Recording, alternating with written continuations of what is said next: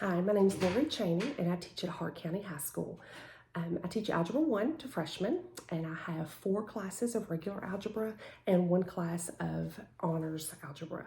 I've been teaching for 21 years, and this is my first experience with teaching and learning about STEM education.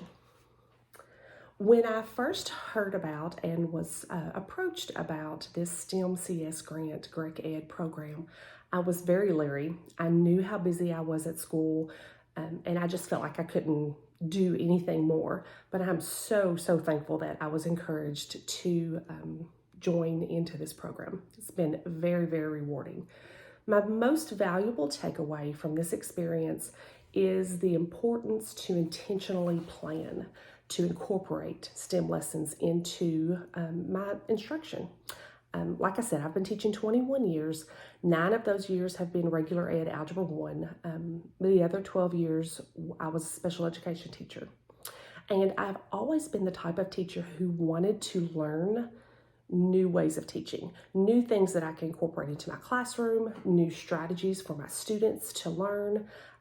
I've always been one that I enjoyed going to professional learning when I felt like I was really learning something that was going to benefit me and my students.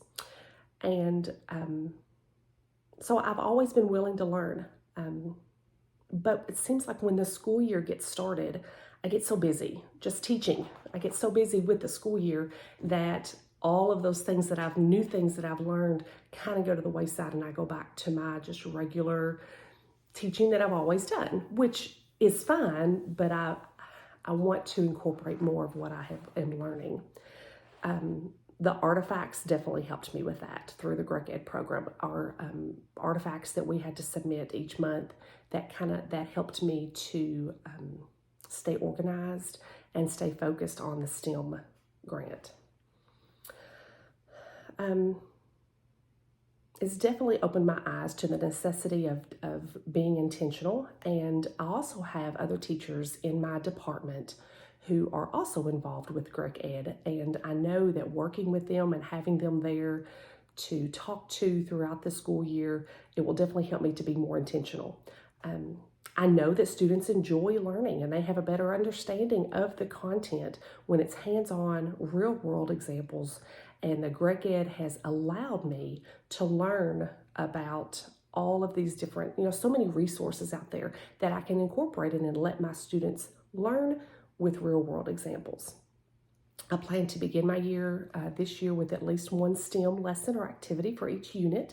And I also plan to have the materials for those lessons ready and ready to go before my unit begins, so that I don't get so busy that I feel like that I have to skip it. I want to have that ready for my students and ready to go. I feel like I have become a better STEM educator by simply having a better understanding of STEM. In the past, when I would hear STEM, I thought a lot of just engineering. And I think that was because I wasn't familiar with engineering, and that was something that we didn't have in our school. So when I heard STEM, that's what I thought of. But because of GRREC Ed, I'm now aware of the real world data that can be used in so many ways in the classroom. And once again, having 2 other teachers in my building who have also gone through this GRREC Ed program will definitely have a huge impact on my success in continuing teaching using STEM. And I think another thing that's very beneficial for our students is the other 2 teachers and we teach different levels of math. I'm Algebra 1. I have 1 teacher who teaches geometry and another that teaches Algebra 2. So I think that's going to be very beneficial for our students as well. The professional learning that has gone along with this GRREC Ed STEM CS grant has been absolutely amazing. Just the speakers that we've had, the time that we've been given, the activities that we've been taught, the strategies that we've been taught, it really is life-changing for me. I'm so excited to begin the year and really incorporate these strategies into my classroom. The Endeavor coursework that I completed, oh my goodness, the resources that we were exposed to, it's amazing the data that is out there that our students and we have access to in real time. And I just feel like that has helped me to include phenomenon-based learning in my classroom that will allow my students to solve real-world problems.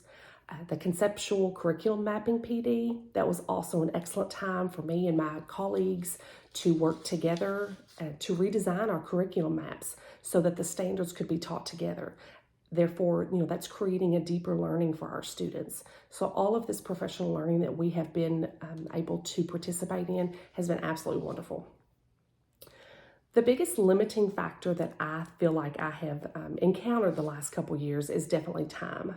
The last 2 years have been extremely busy with additional school responsibilities on top of the struggle of teaching during COVID. When COVID started, I had to learn how to teach, as we all did, had to learn how to teach virtually, but I was not familiar with Google Classroom.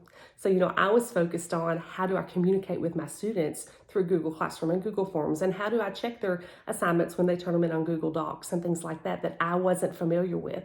So the STEM teaching got pushed off to the side. I'm just gonna be honest with you, because I was so focused on other things, just like I know we all were. But once we came back into the building and being able to start incorporating some of these STEM lessons, STEM activities into my classroom, I could just see the students really becoming more engaged. And I don't know if they were just excited about being back at school but they were just excited about learning, and they really enjoyed the real world data. And one of the things that I started doing was data talks. And I loved just putting some data on the board, not talking about it, just putting a data on the board, maybe a graph. It could have just been a data table, and giving them a couple probing questions and let them start talking with one another. Let them discuss what they see. What do they notice? What do they see? And it was just, it was really interesting to hear their conversations, and it was exciting to hear them talk about math. I feel that incorporating real-life problem-based phenomenon learning in my classroom is creating students who have a better understanding of the content that I'm teaching them. They're learning to apply the math that they are being taught to real-life problems, and the math is becoming more real to them. Students are much more involved, and they're much more interested in the content that they are learning when I incorporate this real-world data and activities into the lesson. The one thing that is going to stick with me from this experience is knowing that the level of learning is so much higher when students are solving real-life problems using content rather than just learning content and moving on to the next. My next steps are going to be to include a STEM lesson, and I've already found several STEM lessons and and received several ideas through the GRREC Ed STEM CS grant for each unit. I want to have an activity or a lesson for each unit, at least one, and each year I'm going to build on that.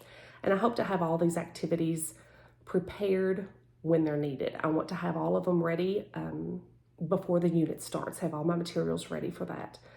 And another thing is our math department is going to spend some time this summer just going back and looking over our curriculum map once again to make sure that all of the content is grouped appropriately the way that we want it to be taught and the way that we want it to build on each other. And my overall goal is I want to create math thinkers in my classroom.